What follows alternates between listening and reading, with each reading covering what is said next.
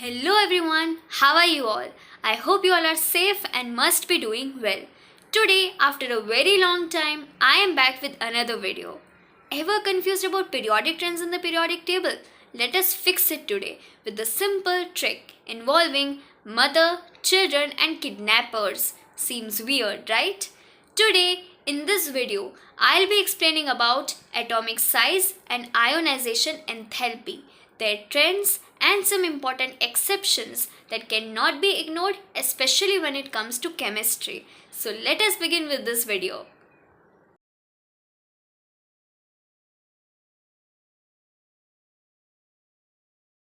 Atomic size. It is the distance between the outermost electron and nucleus. Atomic radius is half of the nuclear distance between atoms. Depending upon the type of chemical bond in a molecule, there are majorly four types of atomic radius: covalent radius, ionic radius, metallic radius, and van der Waals radius, which we shall not be covering in this video. Imagine the nucleus to be mother and electron to be her children. On moving left to right across a period, we see that only one electron is added, which does not make a major difference. So we can say that electrons are added to the same shell, but the nuclear charge, that is, the mother's strength, increases. So she pulls her children closer to her. Consequently, electron cloud is attracted more strongly towards the nucleus. That causes atomic shrinkage. So, the atomic size decreases across a period. As the value of n, the principal quantum number, increases on descending the groups, the new shells are added, which metamorphically means that the kids have moved to different floors.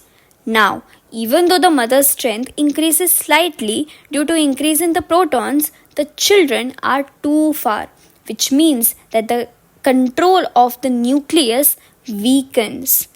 As a result, atomic size increases down a group. Now here comes the most important part that most of the students miss: exceptions. Transition metals and lanthanides do not follow the trends exactly. Let's talk about transition elements that belongs to D block. While moving across a period, atomic radius decreases in middle of series due to increase in effective nuclear charge, as we have seen before. However, the added electron enter inner n-1 d orbitals which shield poorly. So, the decrease is less significant compared to the S and P block elements. And on moving down a group, it follows the general trend, that is, increase in the size due to addition of new shells. Lanthanide contraction. In lanthanides, atomic size decreases slightly more than expected. Due to poorer shielding by 4f electrons, the nuclear charge increases by 1 in lanthanides and actinides. So, atomic size of these elements is slightly decreasing. This is known as lanthanide contraction. Here, the nuclear charge is greater than the screening effect.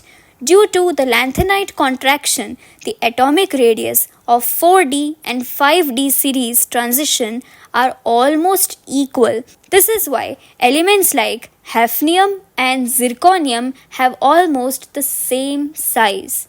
Hence, the poor shielding in D and F block causes unusual size trends. As the effective nuclear charge increases, the atomic radius decreases. So, here we observe inverse relationship between atomic radius and effective nuclear charge. As the number of shell increases, the atomic radius also increases. So here we observe a direct relationship between atomic radius and number of shells.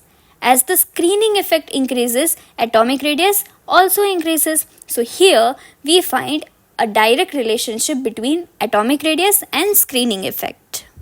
Across a period, atomic radius decreases, which means that in a particular period, the first element would have the largest atomic radius And we know that the first group of periodic table is alkali metals. So we can say that the alkali metals have the largest atomic radius in their respective period. Now, on moving left to right, we expect that the atomic radius of noble gases, which belongs to the last group in a period, should have the smallest radius. But it is very important to take a note that the noble gas being monoatomic, the non-bonded radii values are very large. Due to the van der Waals radius, the size of inert gas is larger than the preceding element.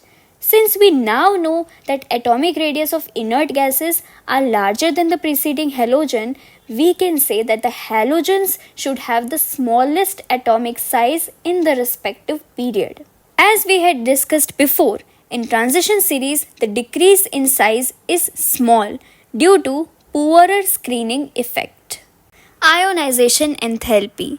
Ionization enthalpy is the amount of energy that is required to remove an electron present in the outermost shell of an isolated gaseous atom. Now think of removing an electron like a kidnapper trying to snatch a child from house. Across a period, atomic size decreases and nucleus holds electron tightly.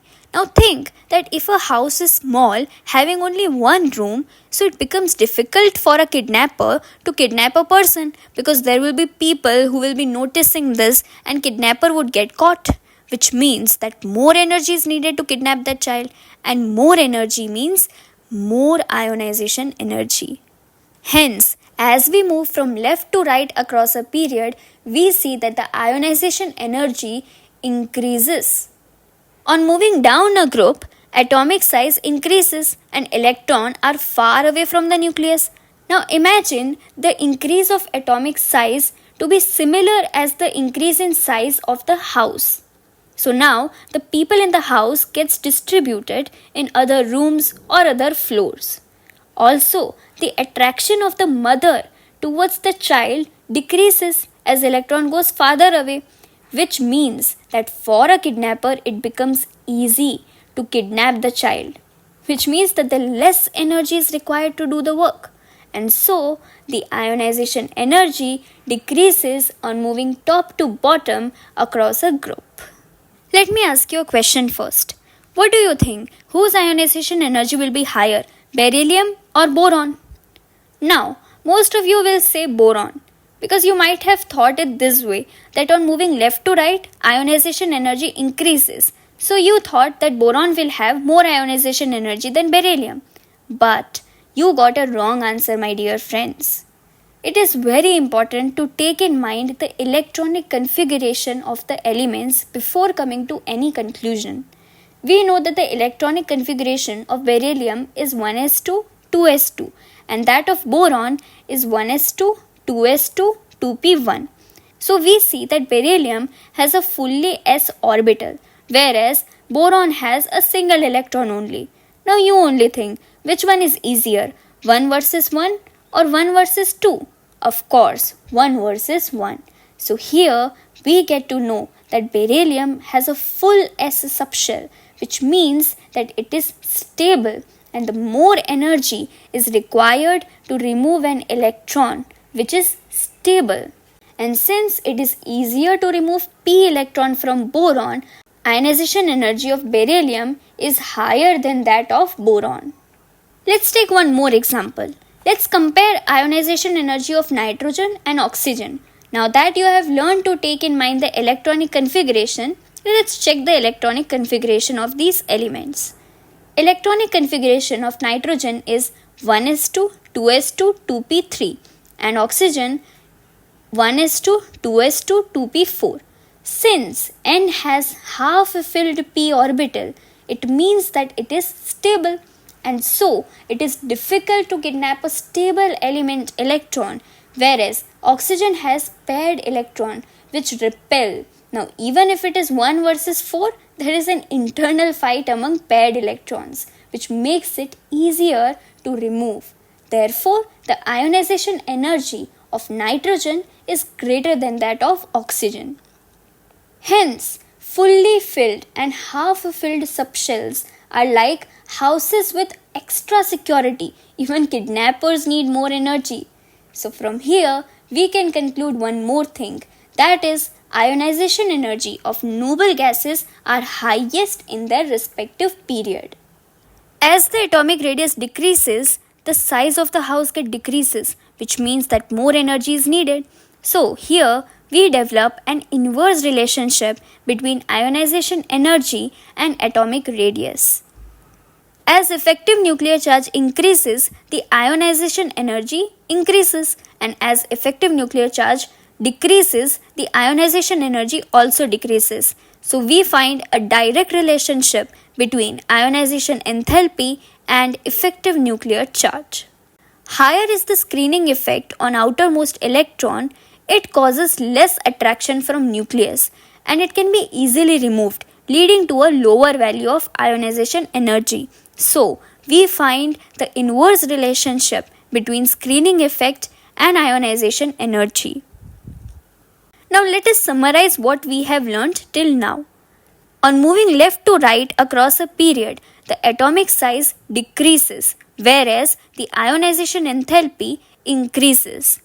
On moving top to bottom, atomic size increases, whereas ionization enthalpy decreases. We have also seen some exceptions. In atomic size, we find some exceptions in D block elements, that is, the transition elements, and F block elements due to lengthenite contraction. Some examples of exceptions in ionization enthalpy is of beryllium and boron and nitrogen and oxygen. So always remember that whenever you are asked about ionization enthalpy, you must check their electronic configuration. There are many more exceptions that you would get to find. So that is how periodic train works. Once you understand the logic and few key exceptions, chemistry becomes way easier. If this video helped you, give it a like and share it with a friend who needs tricks like this. And comment below if you want more videos like this. Thank you. See you in the next video. Till then, keep learning and stay safe.